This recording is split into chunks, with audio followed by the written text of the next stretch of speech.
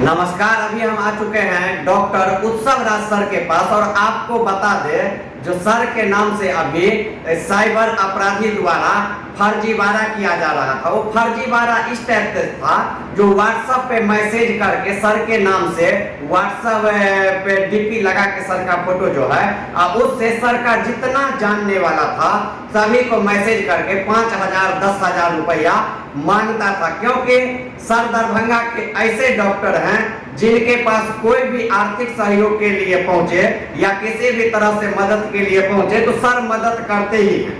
उसी का नतीजा रहा कि आज साइबर अपराधियों द्वारा सर के नाम से व्हाट्सएप पे पैसा मंगाया जा रहा था।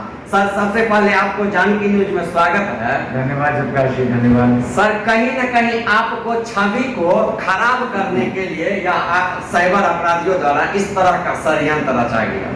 ये मैं नमस्कार करना चाहूँगा आपके न्यूज़ चैनल के सारे लोगों को और आपको भी नमस्कार करना चाहूँगा और मिथिलावासियों को मैं नमस्कार कहना चाहूँगा। हम लोग सब जानते हैं जयप्रकाश जी की इस तरह की चीज़ें बहुत आम बात हो गई हैं कि फेसबुक पे आपको फेक आईडी बना के प्रोफाइल से भेजे जाते हैं, मैसेजेस पैसे मांगे जाते हैं। तो जनता खुद समझदार है कि ये व्यक्ति शायद पैसे नहीं मांग रहा होगा, ये व्यक्ति ऐसे या जिस तरह से लाइन वो इस्तेमाल करते हैं, वो लिखते हैं कि पैसा भेज दो। मुझे इस बात की जानकारी तो आपके द्वारा ही सर्वप्रथम मिली थी। उसके बाद कई और लोगों ने बताया और लोगों ने फिर मैंने रिक्वेस्ट किया लोगों को कि इसको रिपोर्ट तो करें, ब्लॉक करें। और क्योंकि वो नंबर मेरा था ही नहीं जिस नंबर को इस्तेमाल कर रहा था, मोस्ट लाइकली फेसबुक से मेरी फोटो लेकर उसने एक व्हाट्सएप की आईडी बनाई थी। और मेरा ऐसा मानना है क्योंकि मैं 6 महीने व्हाट्सएप नहीं यूज़ कर रहा था तो शायद कोई जान पहचान वाला ही था जिसको ये मालूम था कि मैं शायद व्हाट्सएप नहीं यूज़ कर रहा हूँ। तो अगर मेरा फोटो लगा किसी और नए नंबर से करे तो लोगों के मन में शायद ये भ्रम आए कि शायद सर ने एक नए नंबर से व्हाट्सएप शुरू किया है। इसकी वजह से फिर मैंने अपना व्हाट्सएप अपने नंबर पर वापस से शुरू कर भी लिया और लोग इसकी जानकारी भी दी। तो आपने तो भेजे ही थे मुझे मैसेजेस और लोगों के भी मैसेजेस आए कि ऐसे इस तरह से पैसे मांगे जा रहे हैं। लोगों को मैंने मना किया कि ये मैं तो नहीं हो सकता हूँ और कभी भी ऐसा हो तो दरियाफ्त कर ले सामने वाले को। क्योंकि मेरा कहना यही है ना कि अगर इस तरह के मैसेजेस आ रहे हैं तो हो सकता है कि कभी ना कभी वो आदमी किसी परेशानी या मुश्किल में भी हो। ये भी हो सकता है कि शायद मेरे ही फोन से मेरे ही चैम्बर में बैठ के मुझे ही कैदी बना के या बंदी बना के कोई मुझसे मैसेज करवा रहा हो जबरदस्ती। तो अगर इस तरह के मैसेज अगर किसी को आ रहे हो किसी से भी तो एक बार दरियाफ्त करने की कोशिश करे कि वो इंसान ठीक है कि नहीं, उसकी सुरक्षा को एक बार दरियाफ्त कर ले कि भाई वो इंसान ठीक है कि नहीं। बाकी अब मुझे लगता है कि जनता इतनी बेवकूफ़ नहीं है कि इस तरह के मैसेज पे पैसे भेज देगी और मुझे लगता है कि इस मेरे वाले क्रम में भी किसी ने पैसे ट्रांसफर नहीं किए थे तो मैं बहुत ही बड़े पाप के या दाग से बच गया, मुक्त रहा। मुझे भी सर मैसेज जब आया आपके नाम से और आपका डीपी देखे तो मैसेज आया जो कुछ मेरा अभी अर्जेंट जरूरी है, कुछ भेज सकते हैं। हमको ताजुब लगा तो आप कभी जीवन में जो देते ही आए हैं वो लेने वाला कैसे इस तरह का मैसेज, बड़ा घबराहट से डीजे प्रकाश जी आपने जो भेजा तो उसमें लिखा कुछ दे सकते हो। हाँ। ये शब्द मेरे हो नहीं सकते, ये आप जानते हैं कि क्या दे सकते हैं। अगर मेरे शब्द होते तो शायद ये शब्द होते। तो शब्दों से भी आप समझ जाएंगे इंसान का परिचय उससे भी होता है कि किस तरह से वो बात करता है, किस तरह के भाषा यूज करता है और किस तरह की सरलता के साथ या किस तरह के सम्मान के साथ वो बात करता है। तो इससे भी लोग समझ जाते हैं कि वो इंसान सही में है या कोई उसके नाम पर फर्जी वाला करता है। अच्छा सर, इसमें देखा जा रहा है 90% MSU के लड़का को ही मैसेज गया है ये आपका जो पैसा भेजने वाला। क्या कहीं ना ऐसा लगता है जो कोई उसी में से खुरपाती किया? ये मैं नहीं कह सकता। हाँ, ये जरूर है कि मैं MSU को लड़कों को धन्यवाद इस बात का देना चाहूंगा कि उनसे मेरा बहुत अच्छा जुड़ाव रहा है। तो शायद उन लोगों ने पहल करके मुझे बताया इस बात को, तो ये कारण हो सकता है। और बाकी खुराफात तो बैठे बैठे कोई भी कर सकता है, इसमें MSU को कोई लेना देना नहीं, मुझे ऐसा नहीं लगता है। बट हाँ, MSU को ये जरूर धन्यवाद देना चाहूंगा, ये लड़के काफी समझदार हैं, आप काफी समझदार हैं कि इस तरह से आगे आके सामने से आप बताते हैं और सहयोग मिल पाता है, लोग बेवकूफ नहीं बन पाते। तो सर अब तो ठगी हो गया। अब मतलब देखते हैं आपका उस व्हाट्सएप पे से आपका डीपी हटा दिया गया है।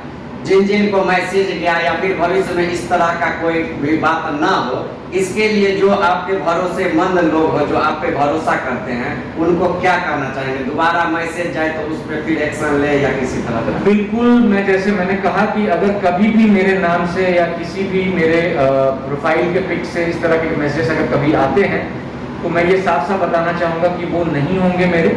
लेकिन कहीं ऐसा हो सकता है कि किसी भी आपके परिचित के अगर इस तरह के मैसेज आ रहे हैं तो हो सकता है कि वो इंसान किसी परेशानी में भी हो सकता है उसको कैदी या बंदी बना के रखा गया हो और उसे जबरन मैसेज कराया जा रहा हो।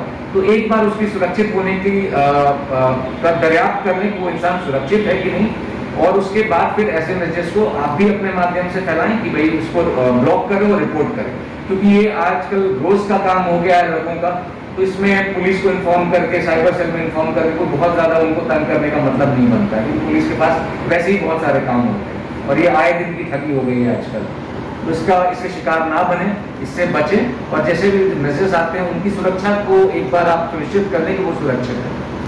और सर ये तो हुआ है सबसे, और लास्ट आपसे एक प्रश्न पूछना चाहते हैं। अभी देख रहे हैं ज़्यादा धूप, इतना गर्मी आ गया है, वाटर लेवल भी नीचे ज़्यादा कम होते जा रहा है। ज़्यादातर बच्चों को अभी देख रहे हैं बुखार, सर्दी, खांसी हो रहा है, इससे कैसे बचे सर?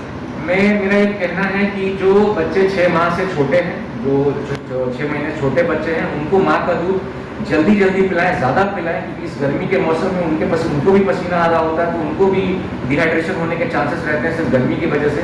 पंखा चलाने से घर में ना कतराएं, बच्चों को पंखे से सर्दी खांसी नहीं होती ऐसी भ्रांति है मन में। और ऐसे छोटे बच्चों को धूप में लेके बिल्कुल ना निकलें। जो स्कूल जाने वाले बच्चे हैं उनके माँ बाप खास ख्याल रखें, माता और पिता, कि स्कूल जाने से पहले उनको पर्याप्त मात्रा में पानी पिलाएं। बच्चों को ये जानकारी दें कि स्कूल में रहते वक्त भी पर्याप्त मात्रा में वो पानी का सेवन करें, और स्कूल से निकलने से पहले, जो कि 11 से 2 का समय होता है जनरली, जिस समय धूप तेज हो चुकी होती है, स्कूल से निकलने से पहले पर्याप्त मात्रा में पानी या फिर ORS का सेवन करके तब स्कूल से निकले और करें। आप सुने तो सर किस हिसाब से अभी गर्मी से बचने के लिए भी सुझाव दिया। सबसे बड़ी बात आपको बता दें, जो सर ने कहा, बहुत लोग अभी आप देखेंगे तो जब थोड़ा सा भी इस तरह का मैटर साइबर वाला होता है तो चले जाते हैं केस मुकदमा में या विभिन्न तरह से फंस। आज मुझे यहाँ पे आने के बाद एक सीख तो मिला, कम से कम जो सर ने कहा कि जिनके ऊपर मैसेज गए वही सचेत हो जाए, क्योंकि इस तरह का घटना अब दिन पे दिन बढ़ता ही जा रहा।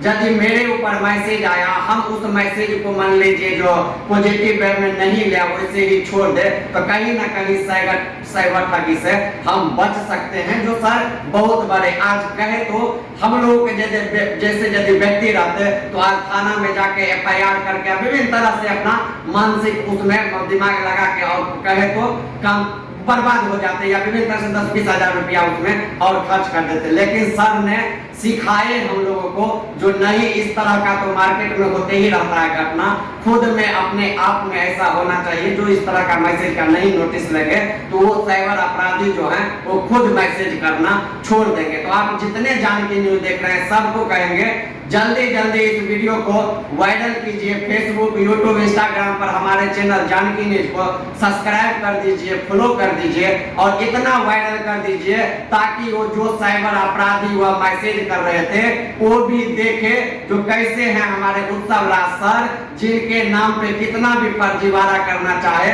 पब्लिकों के बीच में सर का इतना पब्लिसिटी है, इतना लोकप्रियता है, जो पब्लिक सर के बातों से या सर के जो मैसेज करने का तौर तरीका है वो जानते हैं और साइबर अपराधियों के बातों में नहीं आएंगे। जल्दी शेयर कीजिए। बहुत बहुत धन्यवाद।